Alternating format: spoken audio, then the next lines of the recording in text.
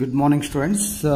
ఈరోజు మనము మానవుని గుండె యొక్క నిర్మాణము అనేటువంటిది ఏ విధంగా ఉంటుంది అనేటువంటి విషయాన్ని వివరించే ప్రయత్నం చేద్దాం. ఇక్కడ మీకు కనిపిస్తున్నటువంటిది ఇది మానవుని యొక్క గుండె నిర్మాణం అన్నమాట. మానవుని యొక్క గుండె అనేటటువంటిది మధ్యస్థత్వము నుంచి ఏర్పడేటటువంటి కండరయుతమైనటువంటి స్పందించగలిగేటటువంటి అవయవం అన్నమాట. ఇది ఉరకోరం లోపల అంటే మన ఛాతీకి వెనుక భాగంలో రెండు ఊపిరితిత్తులకు మధ్యలో మీడియాస్టీనం అనేటటువంటి ఒక కుహరము లోపల అమర్చబడి ఉండేటటువంటి స్పందించగలిగేటటువంటి అవయవం అన్నమాట. ఇది మానవుని యొక్క పిడికిలంత పరిమాణంలో ఉంటుంది. దీని యొక్క పరిమాణం ఎంత? మానవుని పిడికిలి మనం బిగించినప్పుడు ఎంత అయితే ఉంటుందో ఆ పరిమాణంలో ఇది ఉండటం జరుగుతుంది. అయితే ఈ యొక్క గుండెను ఆవరించి రెండు పొరల చేత ఏర్పాటు చేయబడినటువంటి ఒక త్వచం ఉంటుంది. దీనిని హృదయావరణ త్వచము అని అంటారు. చూడండి, ఇది గుండె కదా. ఇది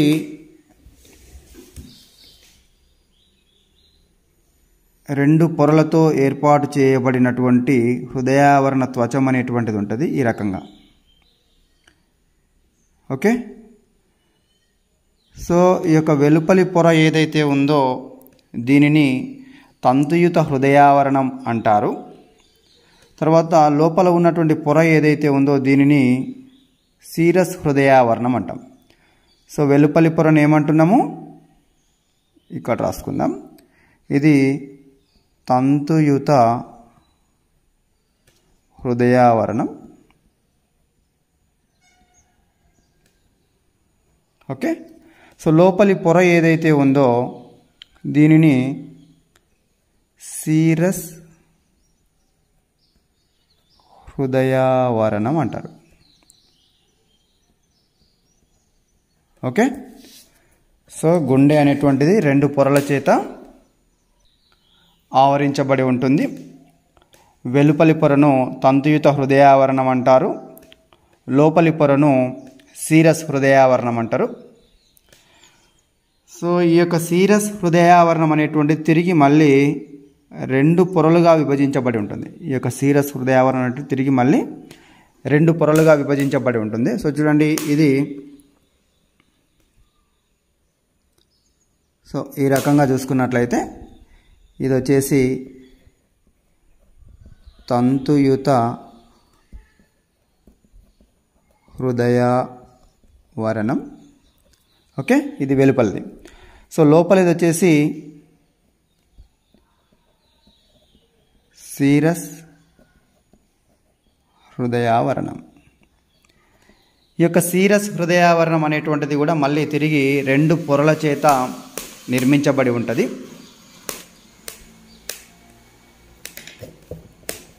ఈ యొక్క సీరస్ హృదయావరణం అంటే తిరిగి మళ్ళీ రెండు పొరలు ఈ రకంగా ఉంటాయి.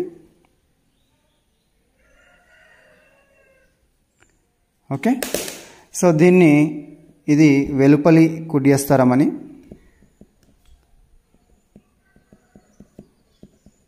వెలుపలి కుడ్యస్థరం అంటారు. ఈ లోపల ఉన్నటువంటి దాన్ని లోపలి అంతరాంగ స్థరం అంటారు. ఓకే, సీరస్ హృదయావరణం అనేటువంటిది రెండు పొరలుగా ఉంటుంది. వెలుపలి దానిని వెలుపలి కుడ్యస్థరం అంటారు, లోపలి దానిని లోపలి కుడ్యస్థరం అని అంటారు. ఈ రెండింటి మధ్య లోపల ఏది ఈ కుడ్యస్థరము మరియు అంతరాంగ స్థరం ఏదైతే ఉందో ఈ మధ్యలో ఉన్నటువంటి యొక్క ఖాళీ ప్రదేశం ఏదైతే ఉంటుందో దీనిని హృదయావరణ కుహరము అని అంటారు. హృదయావరణ కుహరము అని అంటారు. ఈ యొక్క హృదయావరణ కుహరము లోపల ఏముంటుందంటే హృదయావరణ ద్రవము అనేటువంటిది ఉంటుంది. ఓకే, చూడండి, గుండె అనేటటువంటిది హృదయావరణ త్వచము చేత ఆవరించబడి ఉంటుంది. ఇది 2 పొరలుగా ఉంటుంది. వెలుపలి పొరను హృదయావరణ త్వచం అని అంటారు. లోపలి పొరను సీరస్ హృదయావరణం అని అంటారు. ఈ యొక్క సీరస్ హృదయావరణం అనేటువంటిది తిరిగి 2 పొరల చేత ఏర్పాటు చేయబడి ఉంటుంది. వెలుపలి దానిని వెలుపలి కుడ్యస్తరం అని, లోపలి దానిని లోపలి అంతరాంగ స్తరం అని అంటారు. ఈ కుడ్యస్తరము మరియు అంతరాంగ స్తరానికి మధ్యలో ఉన్నటువంటి ఖాళీ ప్రదేశం ఏదైతే ఉంటుందో దీని లోపల దీనిని హృదయావరణ కుహరం అంటారు. దీని లోపల హృదయావరణ ద్రవం అనేటువంటిది ఉంటుంది. ఈ యొక్క హృదయావరణ ద్రవం అనేటువంటిది ఏం చేస్తుందంటే గుండెను షాక్స్ నుంచి, ఆఘాతాల నుంచి కాపాడుతూ ఉంటుంది. అంటే గుండెకు ఒక రక్షణ పొరలాగా ఇది ఉంటుందన్నమాట. ఓకే, తర్వాత ఈ యొక్క కుడ్యస్తరం అనేటువంటిది తంతుయుత హృదయావరణానికి దగ్గరగా ఉంటుంది. అదేవిధంగా ఈ యొక్క అంతరాంగ స్తరం అనేటువంటిది గుండె యొక్క ఉపరితలానికి అతికి ఉంటుంది. దీని యొక్క బాహ్యస్తరం అనేటువంటిది ఎపికార్డియంగా ఏర్పాటు చేయబడి ఉంటుంది. అదేవిధంగా గుండె యొక్క గోడను కనుక మనం పరిశీలించినట్లయితే, ఇప్పుడు చెప్పుకున్నది కేవలం మనం గుండె యొక్క పొరలు మాత్రమే, పైన ఆవరించి ఉన్నటువంటి పొరల గురించి మాత్రమే మనం చెప్పుకోవడం జరిగింది. సో గుండె లోపల గోడ ఏదైతే ఉంటుందో ఈ యొక్క గోడ అనేటటువంటిది కూడా 3 పొరల చేత ఏర్పాటు చేయబడి ఉంటుంది. ఈ యొక్క గుండె యొక్క గోడ అనేటువంటిది దీన్ని పూర్తిగా ఆవరించి ఉంటుంది అన్నమాట. సో ఇది 3 పొరలుగా విభజించబడి ఉంటుంది. సో ఇక్కడ వేసే ప్రయత్నం చేద్దాం మనం. 1, 2, 3 పొరలు అన్నమాట. సో ఈ యొక్క వెలుపలి పొరను ఏమంటామంటే ఎపికార్డియం అని అంటారు. ఎపికార్డియం. సో అంటే ఇక్కడ ఉన్నటువంటి ఈ భాగాన్ని, ఈ పార్ట్ను మనము ఇక్కడ డ్రా చేస్తున్నాం అన్నమాట. సో వెలుపలి పొరను ఎపికార్డియం అంటాము. మధ్యలో ఉన్నటువంటి దీనిని మయోకార్డియం అంటాం. మయోకార్డియం అంటాము. ఓకే, సో ఇది మందమైనటువంటి కణజాలం చేత ఏర్పాటు చేయబడి ఉంటుంది మధ్యలో. సో లోపల ఉన్నటువంటి దానిని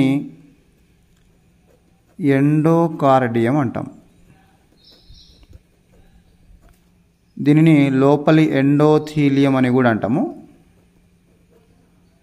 ఎండోథీలియం అని అంటాము. సో ఈ యొక్క ఎండోథీలియం అనేటువంటిది గుండె లోపలి భాగంలో ఉన్నటువంటి రక్తనాళాలలో ఉండేటటువంటి ఎండోథీలియంతో ఇది లింకు చేయబడి ఉంటుంది అన్నమాట. ఓకే, సో వెలుపలి పొరను ఎపికార్డియం అంటారు. మధ్య పొరను మయోకార్డియం అంటారు. లోపల ఉన్నటువంటి దానిని ఎండోకార్డియం అని అంటారు. ఓకే, గుండె పైభాగం అనేటువంటిది ముఖ్యంగా 2 త్వచాల చేత ఆవరించబడి ఉంటుంది. వెలుపలి త్వచాన్ని తంతుయుత హృదయావరణమని, లోపలి త్వచాన్ని సీరస్ హృదయావరణం అని అంటాము. ఈ యొక్క సీరస్ హృదయావరణం అనేటువంటిది 2 పొరల చేత ఏర్పాటు చేయబడి ఉంటుంది. వెలుపలి దానిని వెలుపలి కుడ్యస్తరమని, లోపలి దానిని లోపలి అంతరాంగ స్తరం అని అంటారు. మరి గుండె యొక్క గోడను కనుక మనం పరిశీలించినట్లయితే ఇది 3 పొరల చేత ఏర్పాటు చేయబడి ఉంటుంది. ఎపికార్డియం, మయోకార్డియం, ఎండోకార్డియం అని చెప్పేసి 3 భాగాలుగా ఉంటుంది. ఇది దీని యొక్క భాగాలకు సంబంధించి. తర్వాత దీని యొక్క బాహ్య నిర్మాణాన్ని కనుక మనం పరిశీలించినట్లయితే మానవుని గుండె లోపల ముఖ్యంగా 4 గదులు అనేటువంటివి ఉంటాయి. ఎన్ని ఉంటాయి? 4 గదులు అనేటువంటివి ఉంటాయి. సో చూడండి, దీంట్లో పై భాగంలో ఉన్నటువంటివి 2 కర్ణికలు, తర్వాత కింది భాగంలో 2 జఠరికలు. 1, 2, 3, 4 మొత్తము 4 గదులుగా ఏర్పాటు చేయబడి ఉంటుంది. పై భాగంలో ఉన్నటువంటి గదులను కర్ణికలు అంటారు. కింది భాగంలో ఉన్నటువంటి గదులను జఠరికలు అని అంటారు. సో ఇక రెండు కర్ణికలను వేరు చేస్తూ కర్ణికాంతర పటలం అనేటువంటిది ఉంటుంది. ఈ రెండు జఠరికలను వేరు చేస్తూ జఠరికాంతర పటలము అనేటువంటిది ఉంటుంది. అదేవిధంగా ఈ యొక్క కర్ణికలను మరియు జఠరికలను వేరు చేస్తూ ఉన్నటువంటి అడ్డుగాడిని కరోనరీ సల్కస్ అని అంటాము. అదేవిధంగా ఈ కర్ణికల యొక్క అంతర్నిర్మాణాన్ని కనుక మనం పరిశీలించినట్లయితే ఈ యొక్క కర్ణికలు అనేటటువంటివి స్వీకరణ గదులు. అంటే రక్తాన్ని శరీర భాగాల నుంచి గ్రహిస్తాయన్నమాట. స్వీకరణ గదులు ఇవి పలుచగా ఉండేటటువంటి నిర్మాణంగా ఉంటాయి. వీటిని స్వీకరణ గదులు అని అంటాము.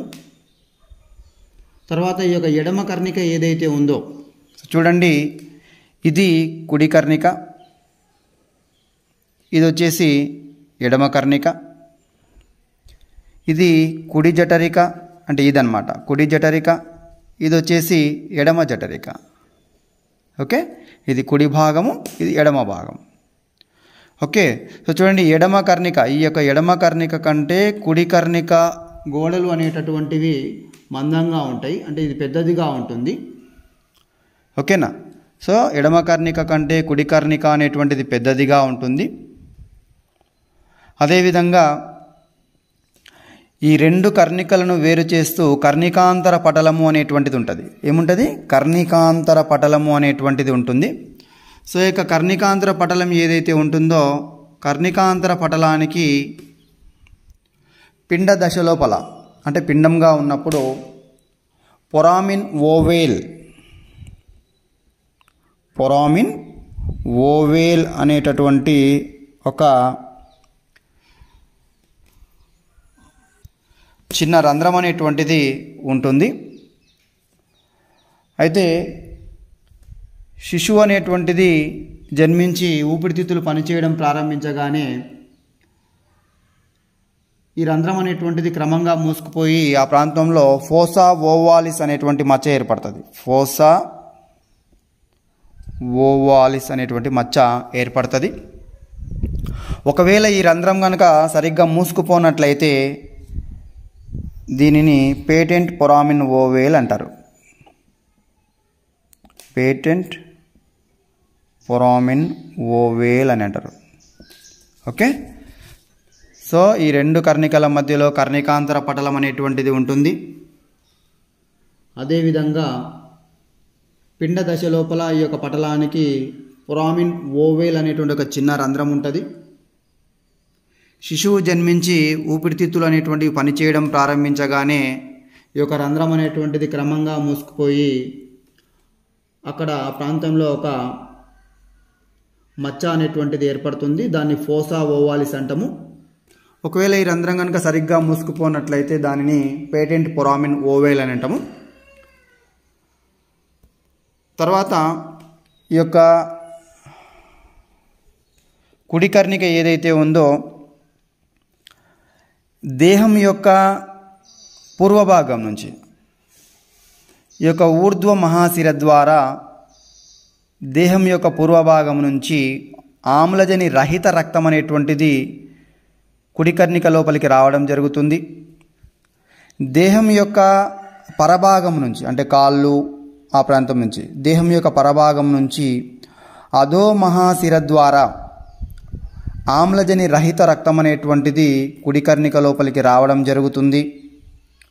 హృదయ కోటరం అనేటటువంటి భాగం నుంచి గుండె గోడల నుంచి ఆమ్లజని రహిత రక్తం అనేటువంటిది కుడి కర్ణిక లోపలికి రావడం జరుగుతుంది.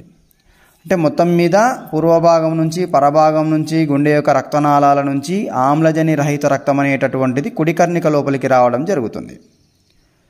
ఓకేనా, సో ఈ రకంగా కుడి కర్ణిక లోపలికి వచ్చినటువంటి ఆమ్లజని రహిత రక్తము అంటే దీనిలో ఏముంటుంది? CO2 అనేటువంటిది ఉంటుంది, ఆమ్లజని రహిత రక్తం అనేటువంటిది.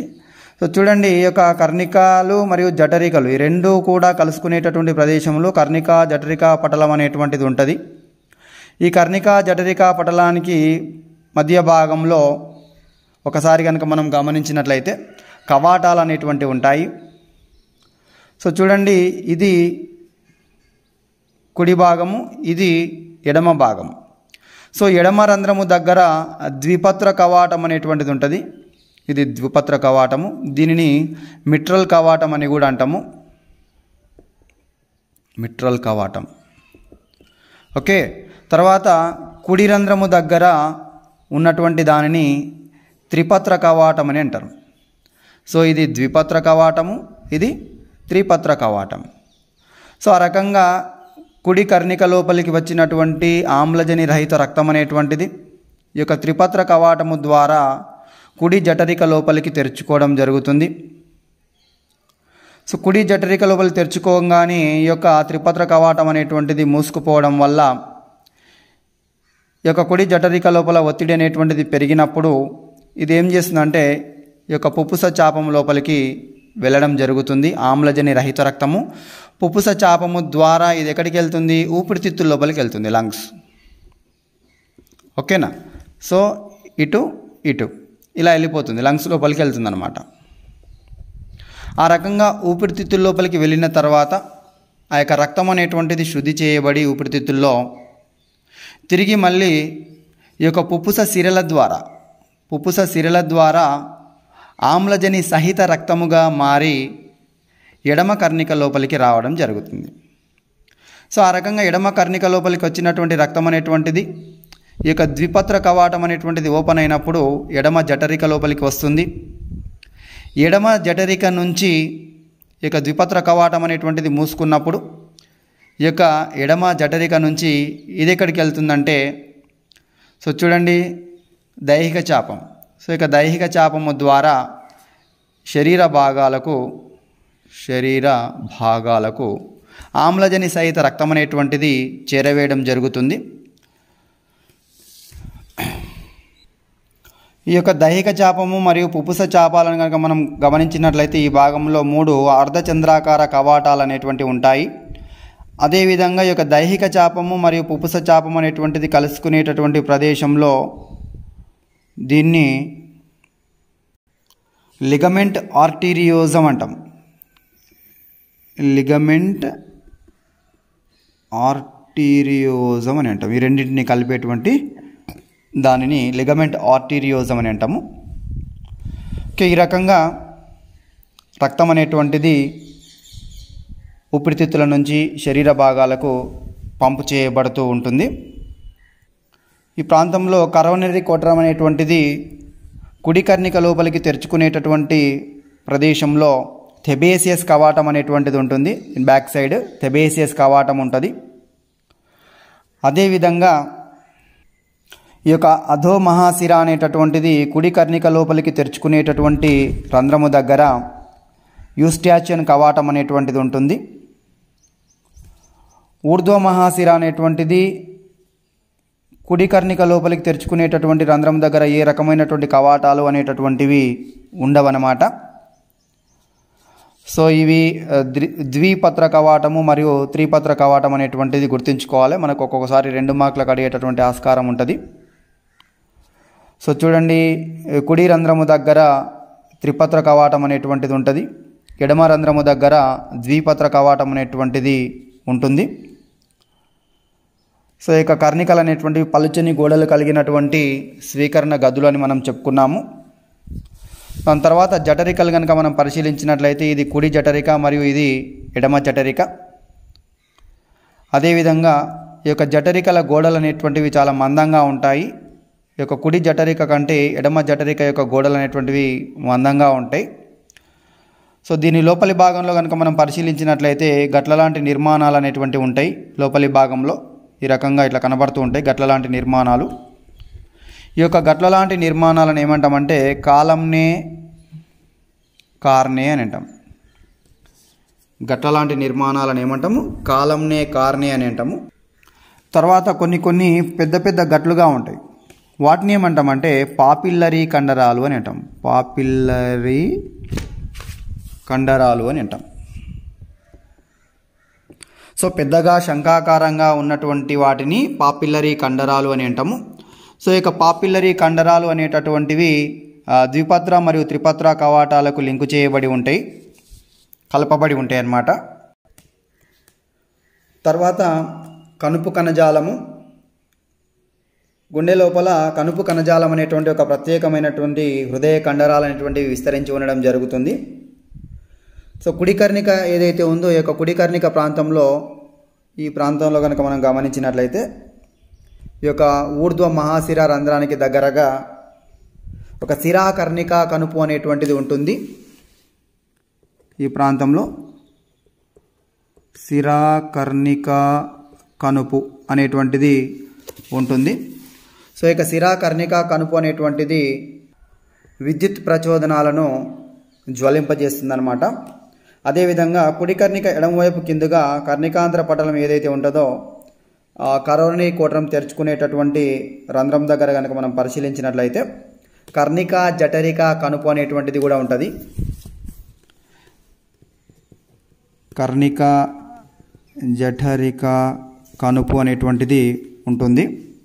సో ఇక కర్ణిక జఠరిక కనుపు ఏం చేస్తుందంటే విద్యుత్ పరంగా ఇది లింక్ చేయబడి ఉంటుంది.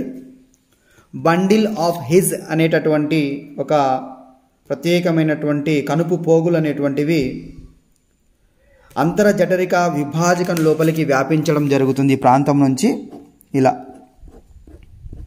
దీని ఏమంటామంటే బండిల్ ఆఫ్ హిజ్ అంటాం. Bundle of his. సో ఈ రకంగా విద్యుత్ ప్రచోదనాలు అనేటువంటివి జఠరికల లోపలి గోడల లోపలికి ఈ రకంగా చొచ్చుకొని రావడం జరుగుతుందన్నమాట. సో మొత్తానికి ఈ రకంగా వ్యాపించడం జరుగుతుంది. సో ఈ రకంగా కుడి మరియు ఎడమ శాఖలుగా చీలిపోయి జఠరికల యొక్క లోపలి భాగాల లోపలికి చొప్పించుకొని వస్తాయి. వీటిని ఏమంటామంటే పుర్కింజే తంతువులు అని అంటాం. పుర్కింజే తంతువులు అని అంటాం. ఈ రకంగా జఠరిక యొక్క కండరాల లోపలికి యొక్క ప్రకంపనాలు అనేటువంటివి రావడం జరుగుతుంది. తర్వాత ధమనీ చాపాలను కనుక మనం పరిశీలించినట్లయితే కుడి జఠరిక ఎడమ పూర్వ భాగం నుంచి పుప్పుస చాపం అనేటువంటిది బయలుదేరుతుంది. ఓకే. సో ఆ రకంగా పుప్పుస చాపం అనేటువంటిది బయలుదేరి ఆమ్లజని రహిత రక్తాన్ని, ఇది పుప్పుస చాపం అనేటువంటిది బయలుదేరి ఆమ్లజని రహిత రక్తాన్ని ఇది ఊపిరితిత్తులకు చేరవేయడం జరుగుతుంది.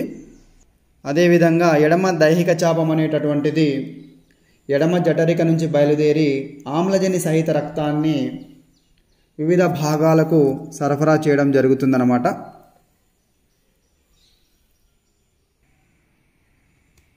ఇది గుండె యొక్క నిర్మాణము. సో చాలా సింపుల్గా ఉంటుంది, మీరు అర్థం చేసుకోవడానికి ప్రయత్నం చేయండి. సో దీని తర్వాత కంటిన్యూషన్లో నెక్స్ట్ హార్దిక వలయం గురించి మనము చెప్పుకోవడం జరుగుతుంది. సో ఒకసారి మళ్ళీ మనం చూసినట్లయితే ఈ యొక్క కుడి కర్ణిక అనేటటువంటిది ఆమ్లజని రహిత రక్తాన్ని, అంటే దీనిలో ఆక్సిజన్ అనేటువంటిది ఉండదు, అంటే చెడు రక్తం అనుకోండి. దీంట్లో ఏముంటుంది? CO2 కార్బన్ డైఆక్సైడ్ అనేటువంటిది ఉంటుంది. దేహంలోని అన్ని భాగాల నుంచి ఆమ్లజని రహిత రక్తం అనేటువంటిది ముందుగా కుడి కర్ణిక లోపలికి వస్తుంది. ఆ విధంగా వచ్చినటువంటి ఆమ్లజని రహిత రక్తం అనేటువంటిది త్రిపత్ర కవాటము ద్వారా కుడి జఠరిక లోపలికి ప్రవేశించి అక్కడి నుంచి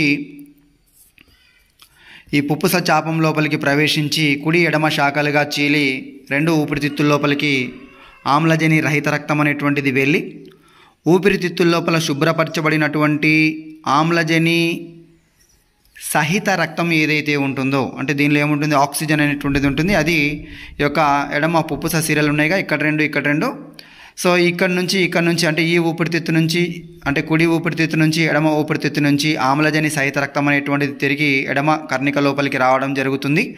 ఇక ద్విపత్ర కవాటం అనేటువంటిది తెరుచుకోవడం ద్వారా ఎడమ జఠరిక లోపలికి వచ్చినటువంటి ఆమ్లజని సహిత రక్తం అనేటువంటిది దైహిక చాపం నుంచి, ఇక్కడ అర్ధచంద్ర కవాటాలు ఉంటాయని చెప్పుకున్నాం, ఈ ఓపెన్ కావడం వల్ల ఇక్కడ నుంచి సో అంటే దైహిక చాపం నుంచి ఇలా వెళ్ళేసి శరీర భాగాలకు ఇది సరఫరా చేయడం జరుగుతుందన్నమాట. సో ఇది గుండెకు సంబంధించినటువంటిది.